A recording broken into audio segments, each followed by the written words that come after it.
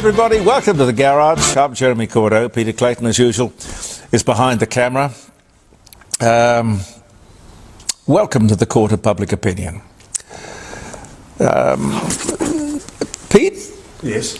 Do you eat scones? I do. Yeah. I love them. Yeah. I found this, which is kind of interesting because it's afternoon tea week. I got a week or a day for absolutely everything you can think of, and I'm quite sure a few things that you couldn't think of. But it's afternoon tea week. Around the world, ladies and gentlemen. Now, it says here, the great British scone debate is settled. Food scientists finally reveal whether you should put the jam or the cream on first. Pete, what do you think? Well, I put the jam on first. Well, I'd put the jam on first. You spread the jam on the scone, then you put a dollop of cream on the top. Yes.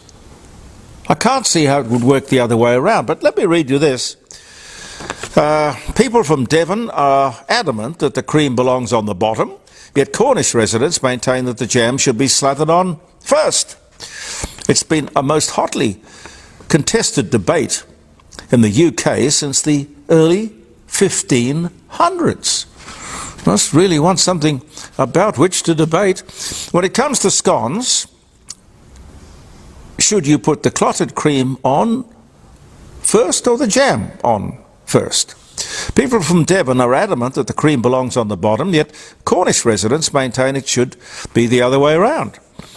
Afternoon tea lovers across the rest of the UK are torn between both sides of the argument. To help settle the debate once and for all, the afternoon tea week, they spoke to food scientists, 3 food scientists. Let's see, looking down here. One of the most hotly debated topics in the UK since the 1500s. Scones are thought to have originated in Scotland back in the early 1500s and have since been a staple feature of any decent afternoon tea. Yes. But despite being just 100 miles apart from one another, these two counties have very different opinions. In the hope of getting to the bottom of the debate, researchers from the Centre for, well, I suppose, Foodology, conducted a scientific experiment to assess the spreadability of clotted cream and jam. Must have wanted something to do. Anyway, their analysis reveals that clotted cream is more viscous and rigid than jam, which means more effort is required to induce movement. Pete, what do you reckon? Well, that sort of makes sense to me. Yeah. If they're talking about very thick cream, I think that's what they're talking. Clotted cream. I've never heard of it. But jam. I mean, you make jam, don't you? Yes. Well, jam can't be. Jam is much more. Well, they're saying clotted. They're talking about clotted cream. We are wasting time. Very thick. We are wasting time. Sorry. Can you imagine anyone since 1500? I'm still putting jam on the bottom. That's it. Well, I'll put jam on the bottom as well. As if it matters, as long as it's a scone with jam and cream. I mean, for heaven's sake. I mean, it's pretty simple, isn't it? I listen to a lot of radio, ladies and gentlemen, mostly these days 3AW or 2GB, because on your ordinary mobile telephone, there's something like 200,000 radio stations that you can tune into, which is pretty amazing. But I listen to the ABC as well. Last night on News Radio, in fact, here in Adelaide on my old frequency, the frequency I used to own, 972, they carried a story for no other reason, presumably, than to promote the Labor government's policy on EVs, electric vehicles, electric cars. It wasn't news, it wasn't true. The sale of electric cars are now 10% in Australia. Now, where is that figure? Show me. Hybrids, maybe?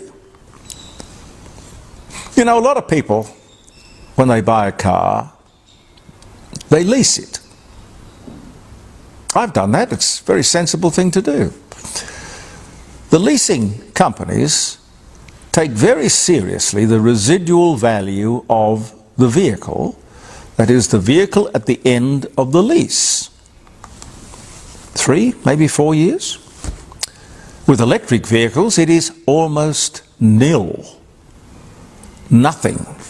Zip. In other words, you can't lease an EV. That's a news story. My question is, would the ABC simply do a ridiculous story like that, or were they ordered to do it? One could be forgiven for thinking that they were either incompetent or just plain silly, or maybe just a mouthpiece for the Labour Party. Let's get it right. Electric vehicles are expensive in the first place. They are troublesome, even dangerous. You know about the battery fires and the fact that people won't carry them in the car carriers around the world, the ships. There are stories about parking stations that won't have them in the parking station because of the risk of fire. Limited in their performance and range, expensive, perhaps even impossible to insure and repair, no resale value, and most car makers have, quite honestly, stopped or deferred their production. I can only think of one company that hasn't, and that's Jaguar. They're going to stop making everything and concentrate on making electric cars. Well, good luck with that. Anyway, for all their problems, we have a government who wants us to buy one. And the ABC doesn't question it. Like climate change, and The Voice, and immigration, and Welcome to Country. They're hell-bent on changing Australia. You won't hear this from the ABC. But the question is this. We have to think before the next election, before we vote. We have to decide over the next few months about all of this. And the court of public opinion will be banging away as we do. Australian banks have joined forces in the fight against scammers. Good. Well, I guess. Look, we wouldn't have the problem. I mean, this is perhaps a bit simplistic, but I believe we wouldn't have the problem if the banks would just stop pushing the electronic or the online banking. Checkbooks, old-fashioned, but safe and easy to understand. You can't hack a checkbook. You got it in your back pocket or your wallet or wherever. But like bank branches, checkbooks are on the way out. And I think that is wrong. I'm hanging on to my checkbook for as long as I possibly can, believe me. Again, a problem that comes from depending or relying on one commodity or one market. Relying too heavily. I'm not talking about wine. In this case, I'm talking about iron ore, which was earning something like $140 a tonne at the beginning of the year. It's now down to 82. I thought I saw probably less than that. I thought somewhere between $79 and $80 a tonne, which will cost the government, over the forward estimate, something like $3 billion in revenue, and which, of course, has wiped out billions of dollars off the value of these mining companies. This is all because of a big downturn in construction and building in China, a downturn in steel production in China. Again, I am thinking, maybe too simplistically, but I am thinking, too many eggs in one basket. Don't do that. You know, whether you're talking about IV fluids, or you're talking about wine, or you're talking about any export that you can think of in this country, or indeed any import, you don't want to be dependent upon one source or one market. Stanford University's breakthrough discovery on aging. Pete, have you heard about this? Yes, I have. It was thought that one kind of just grew old slowly, incrementally. But it seems, no, it seems that there are two stages at which aging takes place. Now, I don't know how this information helps, but at the age of 44, how they know 44, I don't know. At the age of 44 and 60, there is a period of accelerated aging. Perhaps if we could discover what happens at these times, we could stop it or we could slow it down. Two aging bursts. But why? More to come on that. I will keep you across it. But meanwhile, Professor Daniel Gray of the Walter and Eliza Hall Institute in Melbourne is in there looking scientifically for the fountain of youth. Lots of people have done that before. But what he's come up with is this thymus research. Thymus research. Thymus, which is where, I don't know, Pete, sort of there, I think. Yeah. It makes T cells, the production of which, for some reason, slows down after puberty. These T cells are what keeps us young, maintains our immune system, which also could be of great benefit in the war on cancer. Now, I hope to have Professor Gray on the show this coming Friday. I remember having somebody on the program years ago. He'd written a book or done some research on it, and the whole thing was based on the fact that you thump your thymus, you know, like an ape. You thump your thymus like an ape, like Tarzan, because what it does is give you a surge of adrenaline, energy. I don't know, but the professor thinks it's youth, vitality. You know, but if you look at King Kong, the movie King Kong, with King Kong going up the Chrysler Building with Fay Ray under his arm, thumping his chest. It all fits together. I honestly don't know. Anyway, I'd be interested to talk to the professor about that. Thump your thymus, if in doubt. And on the health subject as well, these new weight loss drugs, well, they didn't start out life being weight loss drugs. Ozempic and Mounjaro,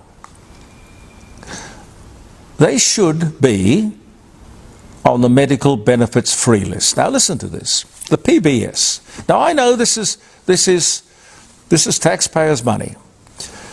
The PBS, which is the Pharmaceutical Benefits Scheme. The reason I say this is obesity is a killer. It is a killer. It leads to diabetes, it leads to all kinds, dozens and dozens of expensive illnesses and health problems. We have an epidemic, ladies and gentlemen, which of course means billions and billions of dollars and hospital beds and everything that goes along with such a problem. Now these drugs, these weight loss drugs, have proven to be very effective. And they have yet another application. Apart from controlling appetite, they can also help curb other cravings. They can help curb alcoholism, sex addiction. Somebody's going to have to talk to me one day about sex addiction. I mean, Pete, how do people get addicted to sex? I mean, I can understand you getting addicted to someone, Yes. but that's kind of love, isn't it? I don't know. It's beyond my expertise. It's an interesting subject, though. Someone will have to one day explain sex addicts to me. Then there's smoking, and of course other addictions, including gambling. So what a miracle drug. Now they seem to be able, these drugs seem to be able to control the wanting. The wanting. Now you can explain to me why that drug isn't the most valuable and therefore the most important drug to have on the PBS. I don't understand it. You know, when you get overweight and you have to have a hip transplant or a knee transplant, all of that, the multipliers of obesity is a huge problem. If I've got time, Pete, on 7:30 there was a story on smart electricity meters. Now here's a story they did get right on the ABC. They were discussing the rort that, in fact, we have been talking about here in the garage in the court of public opinion and around the dining room table for years and years and years. This is the demand charge thing, which comes with the meter. It's ridiculous. If you have a smart meter, sounds good, doesn't it? A smart meter. It enables the power company to charge you at the time electricity is at its most expensive. Now, holy moly, do not allow anyone to install a smart meter in your home is my advice. And if somebody comes to this house, I can tell you I will call the police before I will allow somebody to install a smart meter. And if I've got time, the New South Wales Standing Committee on Social Issues. The Standing Committee on Social Issues. Sounds like something straight out of the Soviet Union, doesn't it? And why are they standing? Why aren't they sitting? Anyway, they've launched a parliamentary inquiry into, wait for it, loneliness. Loneliness?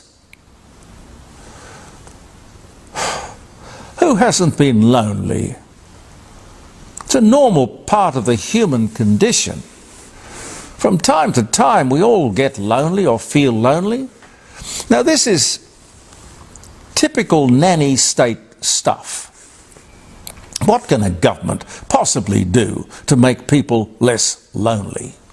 Now, this is only my opinion, but frankly, it's up to me to make of life what I will, what I can. My advice to somebody who was lonely? I don't know what you'd say, Pete. Buy a dog. Buy a dog. A rescue dog. A cat. A bird. Even a goldfish. Go for a walk. Take up a hobby. Photography. Buy a camera. Take up photography. Join your local library. Read a book. Go window shopping. I'm just trying to think of things that don't cost any money. Oh, go to the Rising Sun Inn. Always interesting people there to talk to and to meet. That's the Rising Sun, one of our sponsors in Kensington. Join a club. Find a local drama group. Find someone worse off than yourself, maybe. Mentor someone. Find a cause, something you can believe in. Join a political party. Go to church. I don't know. What can you think of, Pete? I think you got it covered pretty well. Volunteer. Volunteer. I'd like to buy a horse. Well, I mean, we've all got to have goals. God, yes, absolutely. But volunteer for something. Your local op shop. Meals on Wheels, always looking for volunteers. Get a list on those wonderful WEA courses, as I used to call them. They're adult education courses. It is amazing the number of interesting things you can go and learn, do a course on. There are not enough hours in the day to do all the things that I want to do. Time is precious, and it's running out. No time. No time to be lonely, ladies and gentlemen. For typical Labor, a parliamentary inquiry into loneliness. What's that going to cost? Look, here's an idea. Learn to enjoy your own company. Pete, do you enjoy your own company? Well, Yes, I guess. Yes. But I've got Katie, so I'm okay. You've got the most beautiful dog. Yeah. Yep. And I've got my cars, and I've got my whole catastrophe. It's a time-consuming catastrophe. It's all good fun. Now, let me wish you a happy birthday or a happy wedding anniversary. This posting, Andy will put out as a podcast on his favourite podcast sites, and you can get this Court of Public Opinion wherever you get your podcasts from, and I hope you will. I was going to. Of course, what I did was to drop the. I was going to tell you about this. Just quickly, one of our sponsors.